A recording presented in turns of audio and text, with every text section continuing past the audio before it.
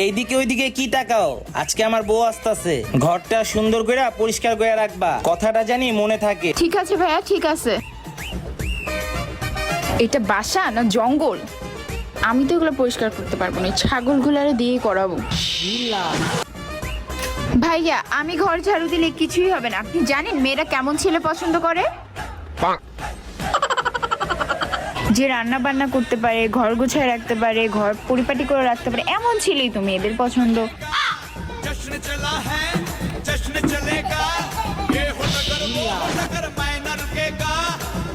আর যদি ছেলেরা ফ্যান মুছতে পারে তাহলে তো মেয়ে তার ফ্যান হয়ে যাবে। আর যদি ছেলেরা বিছনা গুছাইতে পারে তাহলে তো মেয়েরা পুরাই।